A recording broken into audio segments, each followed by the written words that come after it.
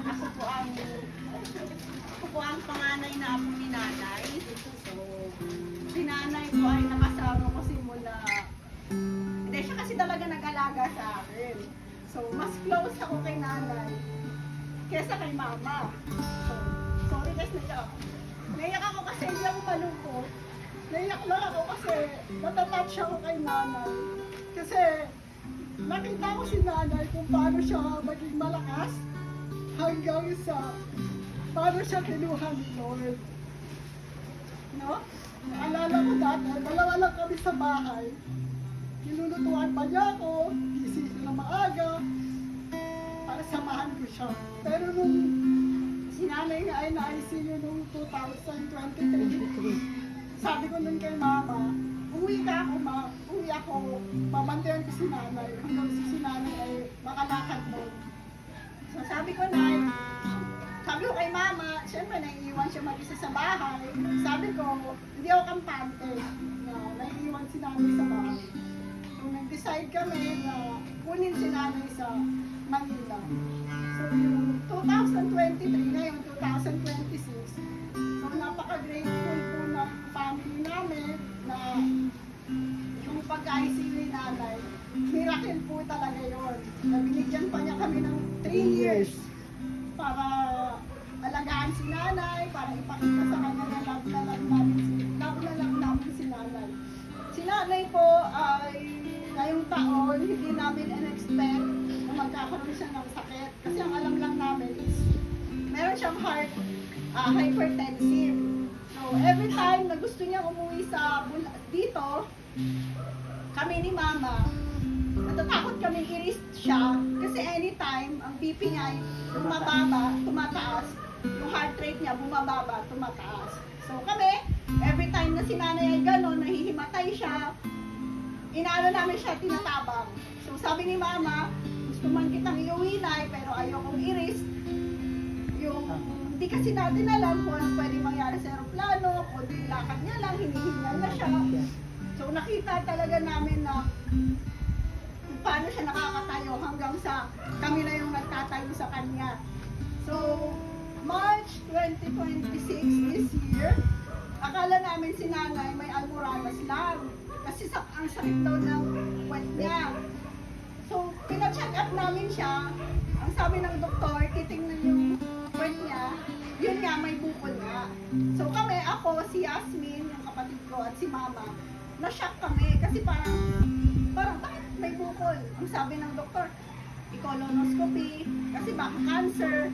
So kami, bago sa pamilya, cancer, anong meron? So kami in denial. Sabi ko kay mama, gamutin natin si mama ng sinanay hanggang sa kaya natin. So, inanong namin si nanay, ayaw naman niya magpa-colonoscopy. So, in-stem cell namin si nanay. Si nanay, lagi nang sinasabi na pabigat na daw siya, lagi nang sinasabi sa amin. Pero, kinakausap ko siya. Sabi ko, Nay, hindi ka pabigat sa amin. Bless kami ni Lord. Alam niyo naman po, meron na kaming financial, kaya na namin ipagamot ka. Yung pera na kuha namin ni mama, hindi namin yun niyayabang na kaya ka namin ipagamot. Kasi binless kami ni Lord sa season na yon para mapagamot si nanay. Yun lang po yung gusto kong iparating sa inyo na lahat po ng blessing na yon is may purpose po. No? Si nanay, nung nakita niya na may kotse si mama, nung nakita niya na may bagong bahay, niyak siya. Sabi ko nga, ba't niyak ka, Nay? Kasi sabi niya, iba na daw yung buhay ni mama, iba na daw kami, lahat daw kami, may profession na, lahat kami nakagraduate, engineer na yung dalawang kapatid.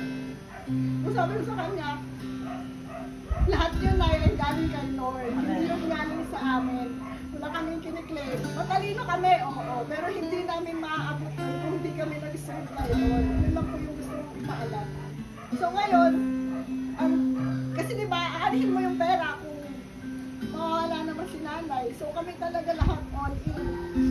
Kung si nanay ay nasa critical na kalagayan na, sinabi ng doktor na Naoperahan kasi siya. So pagdating sa OR, parang kinabahan, bumagsak yung heart rate niya. So pagkabagsak ng heart rate niya, si mama pumasok dun sa OR. Sinabi sa kanya na ganito yung nangyari.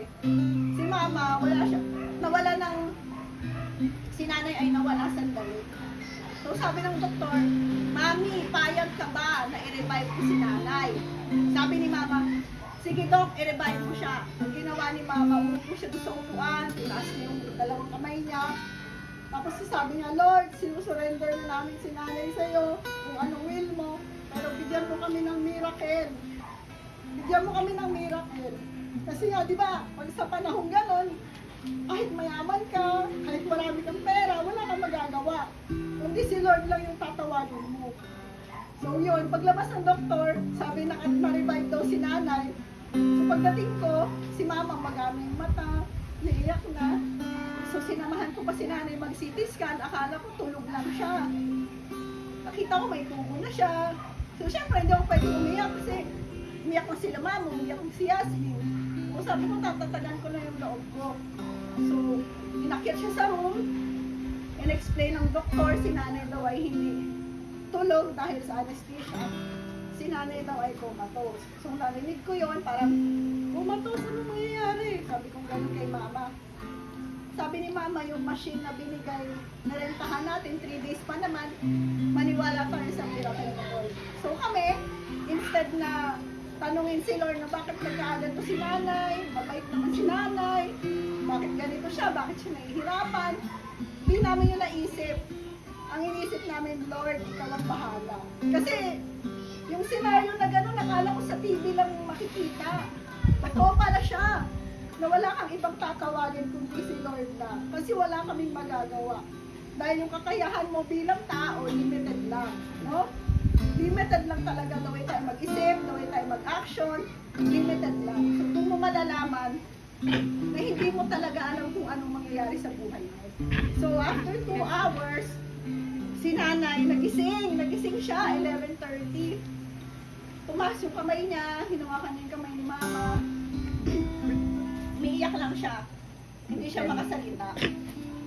Sabi ko, Mama, yan na yung miracle. For me, dalawang miracle na yung binigay ni Lord. Kasi una, na-revive siya. Pangalawa, nagising siya. Sabi ng doktor na, hindi siya magigising. Hindi namin alam kung kailan. Tapos nung mga 5 a.m. daw, si nanay tumutulo lang yung luha. So mga 10 a.m., dumating ako doon. Pagdating ko, si nanay, naka-open pa yung mata niya. Naka-half open pa. Tapos sabi ko, Hi, Nay! Ang daming nurse sa paligid niya kasi ECG siya. Sabi ni Mama, labas ka muna. Sabi ko, pwede ba mag-CR lang ako saglit? Paglabas ko, nakita ko si nanay, nakapikit na yung mata niya. Si Mama, wala siya doon. Nakita ko yung kamay ni nanay. Dumunobo na. Kamay niya, dumunobo na. Sabi ko sa nurse, gising mo ba si nanay? Sabi niya, hindi daw gising si nanay. Tapos pagbalik ni Mama, may kasama na siyang ibang nurse. Yung ibang nurse, lumabas na sa ospital, ay sa room. Tapos narinig namin na, Ma'am, kailangan po natin i-revive si nanay. Pumirma po kayo ng consent. So kami ni Yasmin, sabi, labas po kayo. So lumabas kami, wala kaming nagawa, kundi mag-pray. Wala talaga kaming nagawa, promise. Kasi nakita ko si nanay nung binuksan yung pinto. Nakaabang ako dun sa pintuan, nakita ko si nanay, nire-revive siya, nakapikit na siya, nakabangan na siya. Lumabas yung doktor, sabi ng doktor, third revive, ma'am, flat pa rin. So, si Mama, go pa rin. Sabi niya, sige Doc, go pa rin. Sabi ko, hanggang ilan po ba yan? Sabi niya, 10 daw. So pagdating ng 5th, wala pa rin. So, doon ko na lang niyakap si Mama. Tapos, kinakomfort ko na lang siya. Tapos doon ako napapray na, thank you Lord, kasi end na yung life ni nanay, end na yung pain niya. Kasi imbis na mag-regret kami, imbis na tanungin ko si Lord kung bakit ganun yung nangyari, magpapasalamat na lang ako kasi Lord at bago siya kunin ni Lord, nahirapan siya, inalagaan namin siya. Hindi namin niyayabang na kami nag-alaga kay nanay. Sinasabi lang namin na masaya kami, binas kami, masaya kami na naparamdam namin kay nanay. Kami bilang mga apo, kasi ako apo lang naman ako, di ba? So, nakita ko po yun. So, pagdating nun, sabi ko kay mama, pag walong revive, sabi ng doktor, itigil na daw kasi nahihirapan na si nanay. So, yun, wala ka talagang magagawa pag sinabi ni Lord na hanggang dito na lang. Kahit ikaw bilang tao, mapapasurrender ka sa kanya. So, si nanay, malaki yung respeto namin sa kanya kasi bata pa lang kami, nalagaan na kami. So, totoo nga yung kung ano yung tinanim mo, yun yung aanihin mo. Kasi si nanay, tinaniman niya kami ng pagmamahal. Hanggang sa huli, love namin siya at nare-respect namin si nanay. Yun lang po yung gusto kong sabihin, i-share. Na si nanay po ay naglilingkod din siya kay Lord. Every time na hindi siya nakakasimba, lagi na sinasabi na gagaling na ako, kamusta yung mga tao sa church. Yun po yung ano namin. Si mama, nakita ko po kung gaano siya na-stress, kung gaano siya naghihirap, hindi siya nagreklamo. Pero yung sa loob po na 3 months na yun, nung nalaman ko na may sakit si nanay, unti-unti ko na po tinanggap. Kasi, kaysa mahirapan kami, at mas mahirapan siya, kailangan po namin i-accept. So yun, maraming salamat po sa lahat ng pumunta kay nanay. Natutuwa po ako na maraming nag-aalala sa kanya. Na hanggang sa huli, naka-present po kayo. At ito po ay testimony ng hindi lang buhay namin, at pati rin po buhay ni nanay. So yun, maraming salamat po. I pray na bless din kayo ni Lord na lahat po ito ay hindi masasayang. Ayun po, maraming salamat po.